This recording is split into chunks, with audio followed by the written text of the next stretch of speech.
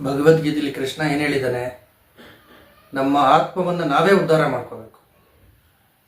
All external aids are secondary. ಒಬ್ಬ ಗುರು ಮಂತ್ರೋಪದೇಶ ಕೊಡಬಹುದು, ಶಕ್ತಿಪಾತನ ಮಾಡಬಹುದು. ಆ ಶಕ್ತಿಪಾತದಿಂದ ಒಂದಷ್ಟು ದೂರ ಕ್ರಮಿಸುವಂಥ ಸಾಮರ್ಥ್ಯ ಶಿಷ್ಯನಿಗೆ ಬರುತ್ತೆ. ಅದಾದ ನಂತರ ಎಲ್ಲವನ್ನು ಗುರುನೇ ಮಾಡಬೇಕು ಅಂದರೆ ಆಗಲ್ಲ. ಗುರು ಹೇಳಿಕೊಟ್ಟಂಥ ಮಂತ್ರವನ್ನು ಇವನು ಜಪ ಮಾಡಿ ಇವನು ಸಾಧನೆ ಮಾಡಬೇಕು. ಗುರು ಆದವನು ಹೇಳಿರ್ತಾನೆ ಶಿಷ್ಯನಿಗೆ, ನೋಡಪ್ಪ ನಿಂಗೆ ಮಂತ್ರೋಪದೇಶ ಮಾಡಿದ್ದೀನಿ, ದಿನ ಇಷ್ಟು 1000 ಸರಿ ಜಪ ಮಾಡಬೇಕು ಅಂತ.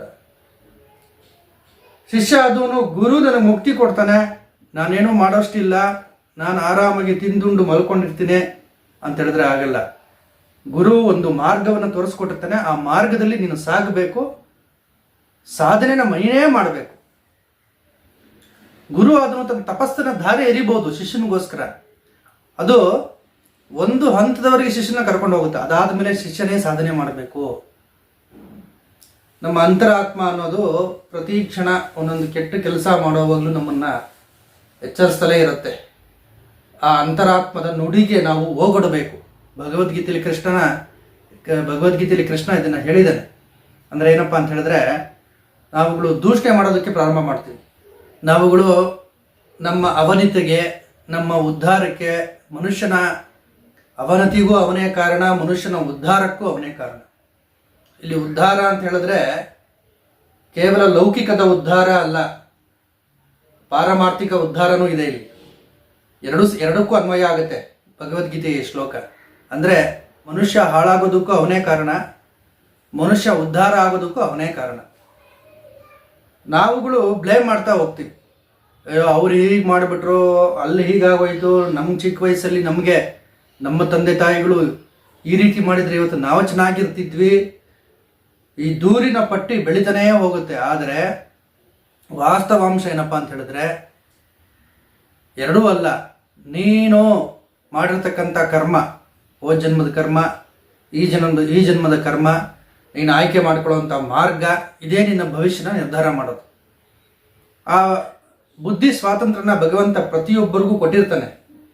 ಅದನ್ನ ಉಪಯೋಗಿಸ್ಕೊಳ್ತೀರಾ ನಾವೇನು ಮಾಡ್ತೀವಿ, ಎಲ್ಲರನ್ನೂ ನಾವು ದೂರ್ತಾ ಹೋಗ್ತೀವಿ. ಇದು ತಪ್ಪಿದು. ಬೆಳಿಗ್ಗೆ ಬೇಗ ಎದ್ದೇಳಬೇಕು ಅಂತ ಪ್ರತಿಯೊಬ್ಬರಿಗೂ ಗೊತ್ತಿದೆ. ಎದ್ದು ಸಾಧನೆ ಮಾಡಿದ್ರೆ ಅಸಾಧ್ಯವಾದದ್ದು ಯಾವುದೂ ಇಲ್ಲ ಅಂತ. ಆದರೆ ಮನುಷ್ಯ ನೆಪಗಳನ್ನು ಹೇಳ್ತಾ ಹೋಗ್ತಾನೆ. ನಾಳೆ ಎದ್ದೇಳಿದ್ರೆ ಆಯಿತು, ನಾಡಿದ್ದು ಎದ್ದೇಳಿದ್ರೆ ಆಯಿತು. ಈ ರೀತಿ ಎಷ್ಟೋ ವರ್ಷಗಳನ್ನ ಮುಂದೂಡಿ ಕೊನೆಗೆ ವಯಸ್ಸಾದ ಮೇಲೆ ಬೇಗ ಎದ್ದು ಕೂತ್ಕೊಳ್ತಾನಂತೆ. ಆಗ ನಿದ್ದೆ ಬರಲ್ಲ. ಆಗ ಎದ್ದು ಕೂತ್ಕೊಂಡು ಏನು ಸಾಧನೆ ಮಾಡ್ಬೋದು ನಾನು ಅಂತ ಯೋಚನೆ ಮಾಡಿದಾಗ ಶರೀರದಲ್ಲಿ ಸಾಮರ್ಥ್ಯನೇ ಇರೋದಿಲ್ಲ ಸಾಧನೆ ಮಾಡೋದಕ್ಕೆ. ಆದ್ರಿಂದ ಭಗವದ್ಗೀತೆಯ ಈ ಶ್ಲೋಕ ತುಂಬಾ ಅರ್ಥಗರ್ಭಿತವಾದಂಥ ಶ್ಲೋಕ. ಉದ್ಧರೇದ್ ಆತ್ಮನಾತ್ಮಾನಂ ನಾತ್ಮಾನಂ ಅವಸಾದಯೇತ್ ಆತ್ಮೈವ ಹ್ಯಾತ್ಮನೋ ಬಂಧುರಾತ್ಮೈವ ರಿಪುರಾತ್ಮನಃ. ನಿನಗೆ ನೀನೇ ಮಿತ್ರ, ನಿನಗೆ ನೀನೇ ಶತ್ರು. ಸಿಂಪಲ್ ಆಗಿ ಹೇಳ್ಬೇಕು ಅಂದ್ರೆ, ನಿನಗೆ ಮಿತ್ರನೂ ನೀನೆ, ನಿನಗೆ ಶತ್ರುವೂ ನೀನೆ. ನಿನ್ನನ್ನು ಹಾಳು ಮಾಡ್ಕೊಳ್ಳೋದು ನೀನೆ, ನಿನ್ನನ್ನು ಉದ್ಧಾರ ಮಾಡ್ಕೊಳ್ಳೋದು ನೀನೆ. ಎರಡಕ್ಕೂ ನೀನೇ ಕಾರಣ.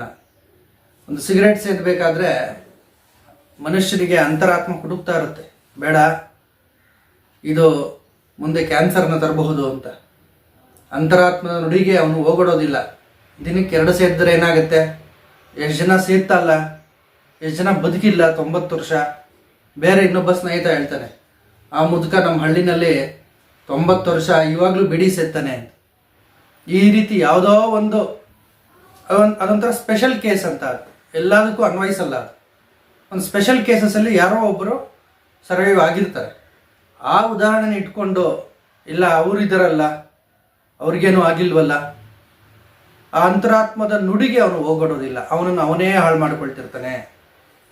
ಕುಡಿತನೂ ಅಷ್ಟೇ. ಇಲ್ಲ ಎಲ್ಲರೂ ಕುಡಿಯಲ್ವಾ, ಎಲ್ಲರೂ ಸತ್ತೋಗ್ಬಿಡ್ತಾರ, ಎಷ್ಟು ಜನ ಕುಡಿತಿಲ್ಲ, ಅವ್ರಿಗೆಲ್ಲರಿಗೂ ಕಿಡ್ನಿ ಫೇಲ್ಯೂರ್ ಆಗಿದೆಯಾ, ಅವ್ರಿಗೆಲ್ಲರಿಗೂ ಲಿವರ್ ಫೇಲ್ಯೂರ್ ಆಗಿದೆಯಾ, ಲಿವರ್ ಕ್ಯಾನ್ಸರ್ ಬಂದಿದೆಯಾ, ಏನಾಗುತ್ತೆ ಕುಡಿದ್ರೆ ಅಂತ ಅವನಿಗವನೇ ಹೇಳಿಕೊಂಡು ಅವನೇ ಹಾಳು ಮಾಡ್ಕೊಳ್ತಿರ್ತಾನೆ. ವೀಕೆಂಡ್ಸಲ್ಲಿ ಕುಡಿದ್ರೆ ಆಯಿತು, ವೀಕೆಂಡ್ಸಲ್ಲಿ ಕುಡಿದ್ರೆ ಏನೂ ತಪ್ಪಿಲ್ಲ. ಆ ಇಡೀ ವಾರದನ್ನ ಆ ವೀಕೆಂಡಲ್ಲಿ ಅವನು ಕುಡ್ದಿರ್ತಾನೆ. ಅವನನ್ನು ಅವನು ಹಾಳು ಮಾಡ್ಕೊಳ್ತಿರ್ತಾನೆ. ಅದಕ್ಕೆ ಕೃಷ್ಣ ಹೇಳಿರೋದು, ನಿನಗೆ ನೀನೇ ಬಂದು ನಿನಗೆ ನೀನೇ ಶತ್ರು. ಕೊನೆಯಲ್ಲಿ ಅವನ ಆಸ್ಪತ್ರೆಯಲ್ಲಿ ಇದ್ದಾಗ ಈ ಹೇಳಿರ್ತಾರಲ್ಲ ಈ ಸ್ನೇಹಿತರು ಯಾರು ಅವನ ಸಹಾಯಕ್ಕೆ ಬರಲ್ಲ. ಯಾಕೆ ಅಂತ ಹೇಳಿದ್ರೆ, ಆಗ ಇವನ್ ಸಹಾಯಕ್ಕೆ ಬಂದಿದ್ಯಾರು? ಇವನ ಅಂತರಾತ್ಮ ಹೇಳ್ತಿತ್ತು ಪದೇ ಪದೇ, ಬೇಡ, ಇದರಿಂದ ನಿನಗೆ ತೊಂದರೆ. ಮನುಷ್ಯನನ್ನ ಎಚ್ಚರಿಸುತ್ತೆ ಪರಮಾತ್ಮ, ಒಳಗಡೆ ಕೂತ್ಕೊಂಡು ಎಚ್ಚರಿಸ್ತಾನಂತೆ, ಪದೇ ಪದೇ ಎಚ್ಚರಿಸ್ತಾನಂತೆ. ಮಾಸ್ಟರ್ ಹಿರಣ್ಣಯ್ಯವರು ಇದನ್ನ ಒಂದೆರಡು ಸಾರಿ ಹೇಳಿದ್ರು, ಅವ್ರ ಬಾಯಿಂದ ಕೇಳಿದ್ದೆ ನಾನು. ಭಗವಂತ ಏಕ್ದಮ್ ಮುಳುಗ್ಸಲ್ಲಯ್ಯ ಮನುಷ್ಯನ, 2-3 ಸಾರಿ ಹೇಳ್ತಾನವನು, ಒಂದೇ ಸರಿ ಮುಳುಗ್ಸುವಂಥ ಪ್ರಭು ಅಲ್ಲ ಅವನು. 2-3 ಸಾರಿ ಎಚ್ಚರಿಸ್ತಾನೆ. ಅದನ್ನು ಕೇಳಬೇಕು ನಾವು, ಅದನ್ನು ಕೇಳಿದ್ರೆ ಉದ್ಧಾರ ಆಗ್ತೀವಿ. ಯಾರ್ದೋ ಬಾಯಲ್ಲಿ ಹೇಳಿಸ್ತಾನೆ, ಗುರು ಬಾಯಿನಲ್ಲೋ, ಯಾರೋ ಪ್ರವಚನ ಮಾಡೋರಂಥ ಬಾಯಿನಲ್ಲೋ, ತಂದೆ ತಾಯಿ ಬಾಯಿನಲ್ಲೋ, ಸ್ನೇಹಿತರ ಬಾಯಿನಲ್ಲೋ ಒಳ್ಳೆ ಮಾತುಗಳನ್ನ ಹೇಳಿಸ್ತಾನೆ. ಪರಮಾತ್ಮ ತಾನು ಮಾತಾಡಲ್ಲ, ಬೇರೆಯವ್ರ ಕೈಲಿ ಮಾತಾಡಿಸ್ತಾನೆ, ಇವನು ತಿದ್ದುಕೊಳ್ಳಿ ಅಂತ. ಆಗ್ಲೂ ಅವನು ತಿದ್ದುಕೊಂಡಿಲ್ಲ ಅಂದರೆ ಅವನನ್ನು ಕಾಪಾಡೋದಕ್ಕೆ ಯಾರ ಕೈಯಿಂದಲೂ ಆಗೋದಿಲ್ಲ. ಭಗವದ್ಗೀತೆಯಲ್ಲಿ ಅಮೂಲ್ಯವಾದ ರತ್ನಗಳಿದೆ, ಶ್ರೀಕೃಷ್ಣ ಹೇಳಿರುವಂಥ ಮಾತುಗಳು. ಅದನ್ನು ಅಳವಡಿಸ್ಕೊಂಡ್ಬಿಟ್ರೆ ನಾವು ಜೀವನದಲ್ಲಿ ಎಲ್ಲೋ ಹೋಗ್ಬೋದು. ಭಗವದ್ಗೀತೆಯಲ್ಲಿ ಕೃಷ್ಣ ಹೇಳಿರೋ ಈ ಶ್ಲೋಕದ ತಾತ್ಪರ್ಯ ಏನಪ್ಪಾ ಅಂತ ಹೇಳಿದ್ರೆ, ಯಾರನ್ನು ದೂರಬೇಡ, ನೀನು ದೂರ್ತಾ ಹೋಗಬೇಡ, ಅದು ಎಳಸುತನ. ಸ್ವಾಮಿ ವಿವೇಕಾನಂದವರು ಇದನ್ನು ಹೇಳ್ತಾರೆ, ಎಷ್ಟು ದಿನ ಅಂತ ಇನ್ನೊಬ್ಬರನ್ನ ದೂರ್ತೀಯ ನೀನೇನಾದರೂ ಸಾಧನೆ ಮಾಡು ತೋರಿಸು. ಇನ್ನೊಬ್ಬರನ್ನ ದೂರೋ ವಯಸ್ಸು ಆಗೋಯ್ತು ನಿನಗೆ, ನೀನು ಚಿಕ್ಕ ಮಗು ಅಲ್ಲ, ನೀನು ಆಗೋಯ್ತು, ನಿನಗೂ ವಯಸ್ಸಾಗ್ತಾ ಬಂತು. ನೀನು ಸಾಧನೆ ಮಾಡಿ ಆಗ ತೋರಿಸು, ನಿನಗೆಲ್ಲ ಇದೆ, ಬುದ್ಧಿಬಲ ಇದೆ, ಮನೋಬಲ ಇದೆ, ಒಳ್ಳೆ ಶರೀರನ ತಂದೆ ತಾಯಿಗಳು ಕೊಟ್ಟಿದ್ದಾರೆ. ಇದನ್ನು ಉಪಯೋಗಿಸ್ಕೊಂಡು ನೀನು ಸಾಧನೆ ಮಾಡಿ ತೋರಿಸು. ಇನ್ನೊಬ್ಬರನ್ನ ದೂರೋದನ್ನ ಬಿಟ್ಬಿಡು. ನೀನು ದೂರಿದ ಮಾತ್ರಕ್ಕೆ ನೀನು ಸಾಧನೆ ಮಾಡ್ದಂಗೆ ಆಗಲ್ಲ.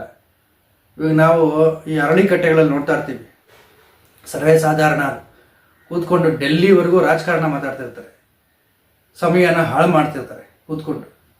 ಆ ಪಕ್ಷ ಹೀಗೆ ಮಾಡ್ತು, ಈ ಪಕ್ಷ ಹೀಗೆ ಮಾಡ್ತು, ಇನ್ನೊಂದು ಪಕ್ಷ ಹೀಗೆ ಮಾಡ್ತು ಅಂತ. ಇದರಿಂದ ಏನು ಪ್ರಯೋಜನ ಇಲ್ಲ, ಏನೂ ಇಲ್ಲ. ಇದರಿಂದ ತಂದೆ ತಾಯಿಗಳನ್ನು ದೂರೋದ್ರಿಂದ ಪ್ರಯೋಜನ ಇಲ್ಲ, ಬಾಲ್ಯದ ಕಹಿ ಘಟನೆಗಳನ್ನು ದೂರೋದ್ರಿಂದ ಪ್ರಯೋಜನ ಇಲ್ಲ, ಇದ್ರ ಯಾವುದರಿಂದನೂ ಪ್ರಯೋಜನ ಇಲ್ಲ. ಏನು ನೀನು ದೂರಿ ಸೋಮಾರಿ ಆಗ್ತಿದೆಯಾ ಅಷ್ಟೇ, ನೀನು ಮುಂದುವರಿತಿಲ್ಲ ಜೀವನದಲ್ಲಿ.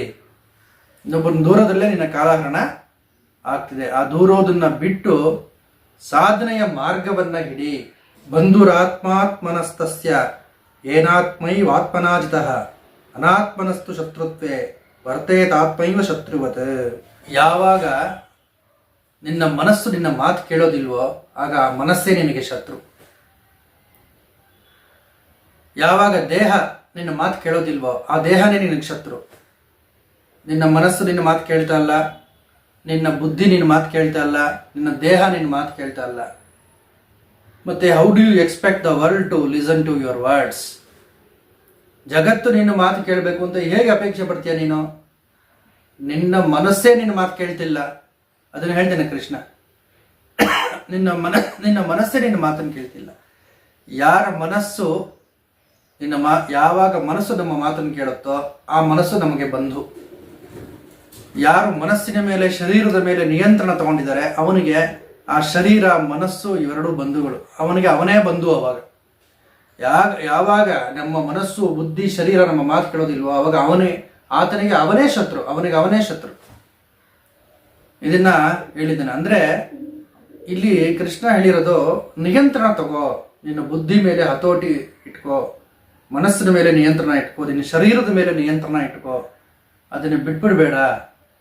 ಬೆಳಿಗ್ಗೆ ನಾವೊಂದು 10 ಸಾರಿ ಬೆಳಿಗ್ಗೆ ಒಂದು 10 ಸಾರಿ ನಾವು ಅಲಾರಮನ್ನು ಆಫ್ ಮಾಡ್ತೀವಿ. 5 ಗಂಟೆಗೆ ಎದ್ದೇಳಬೇಕು ಅಂತ ಅಂದ್ಕೊಂಡ್ರೆ 4 ಗಂಟೆಯಿಂದ ಅದು ಕೂಗಿ ಕೊನೆಗೆ 6 ಗಂಟೆಗೆ ಎದ್ದೇಳ್ತೀವಿ. ಅಂದರೆ ಏನು, ಇಲ್ಲಿ ನಮ್ಮ ಶರೀರ ನಮ್ಮ ಮಾತು ಕೇಳ್ತಿಲ್ಲ, ನಮ್ಮ ಮನಸ್ಸು ನಮ್ಮ ಮಾತು ಕೇಳ್ತಿಲ್ಲ, ಯಾವುದೂ ಕೇಳ್ತಿಲ್ಲ. ಅದು ಮಲ್ಕೋ ಇನ್ನೊಂದು ಸ್ವಲ್ಪ ಹೊತ್ತು ಮಲ್ಕೋ, ಎದ್ದೇನು ಮಾಡ್ತೀಯ?